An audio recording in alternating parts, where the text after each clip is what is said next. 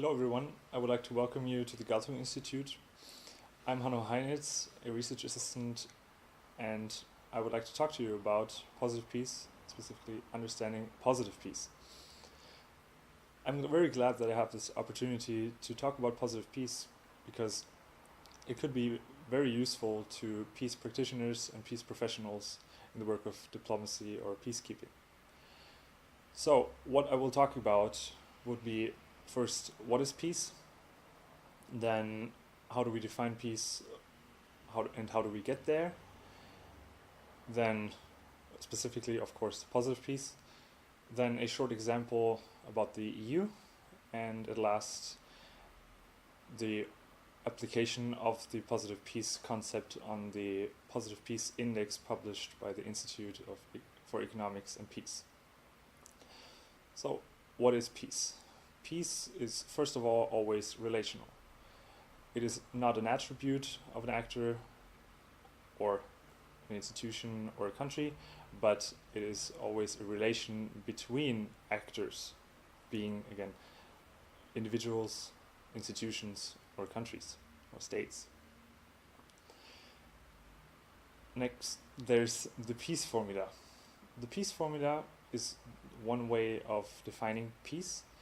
It is peace equals empathy times equity divided by trauma times conflict.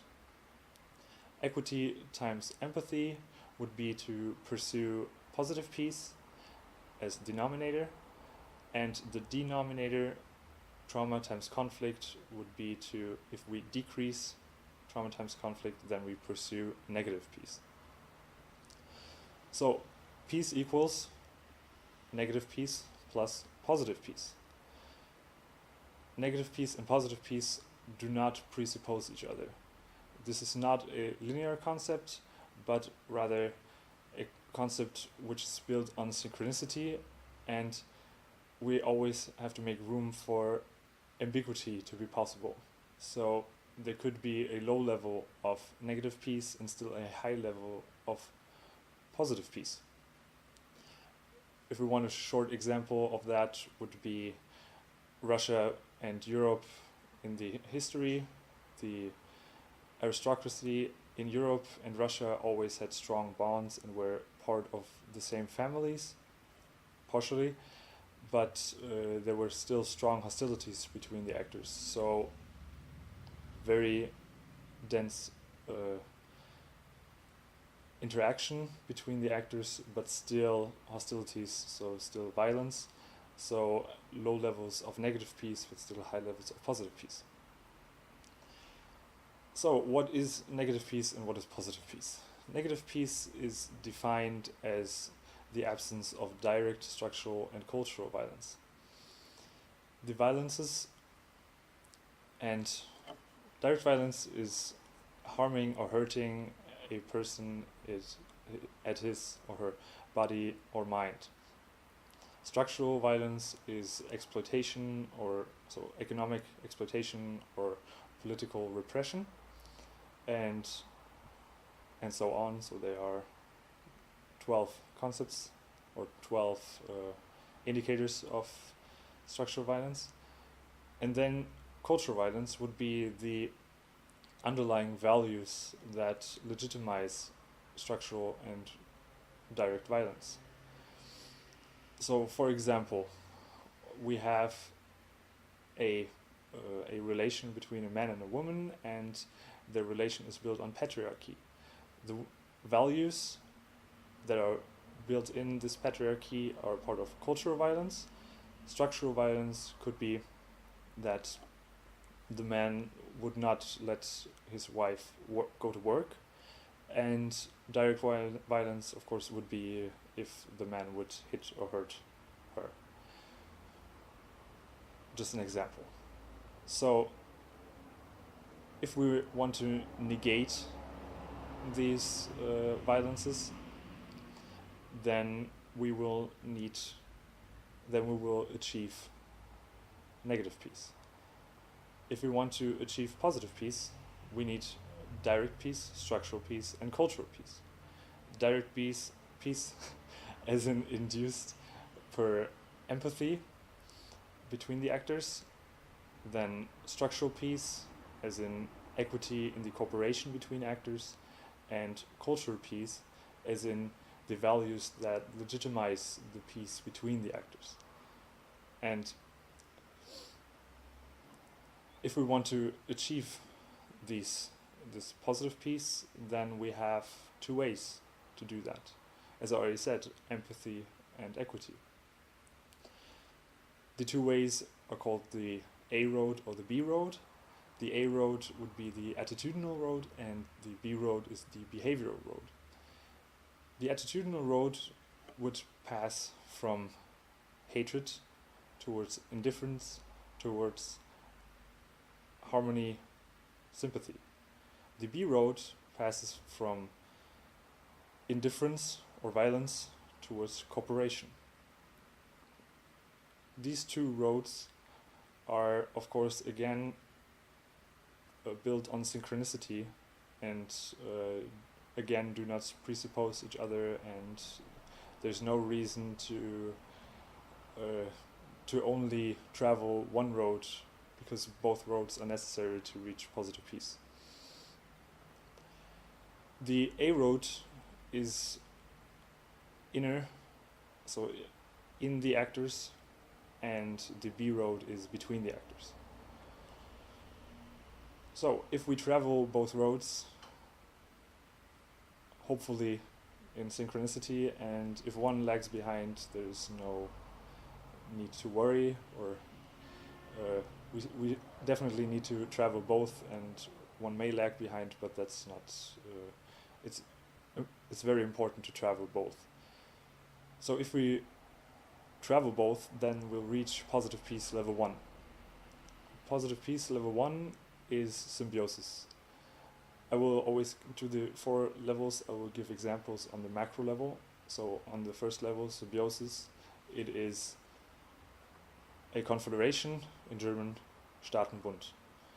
The actors have shared means, but separate goals, which means that they will try to accomplish, their joint project is to accomplish their own goals, but they share their means, resources. If they do that, if their cooperation is built on equity and empathy, then they will reach positive peace level 2,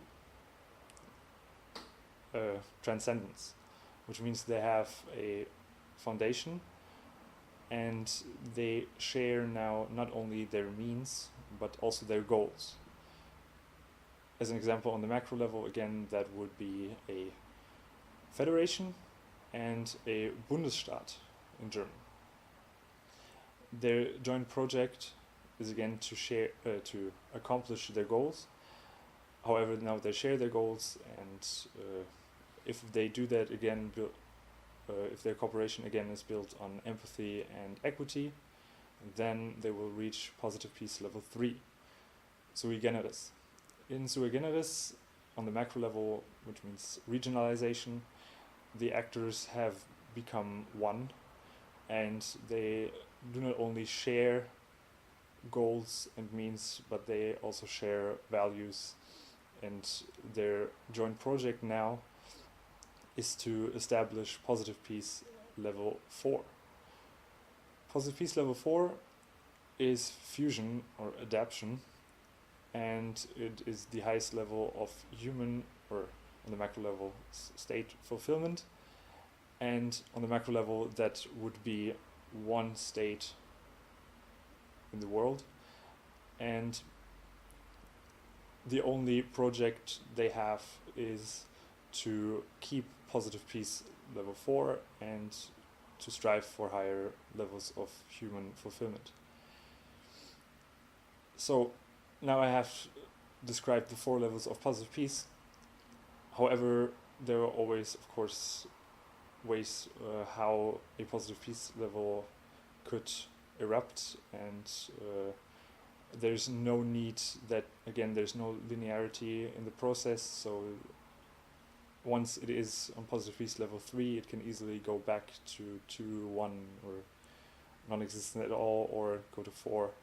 And if we want to keep a positive peace level rather stable, let it not erupt, then we would need conflict resolution and trauma reconciliation. Why do we need that? Is because on a higher positive peace level, there will be a higher level of entropy. A higher level of entropy means that there's a higher level of the distribution of corporation mass, which means that there is a higher complexity in the pattern of interaction. If there is a higher complexity in the pattern of interaction, that means that there will be more contradictions. Contradictions lead to conflict, and these conflicts, if they're not being resolved, will lead to trauma. So we need conflict resolution and trauma reconciliation, no matter what positive peace level we are, because peace is constant work and will not stabilize itself.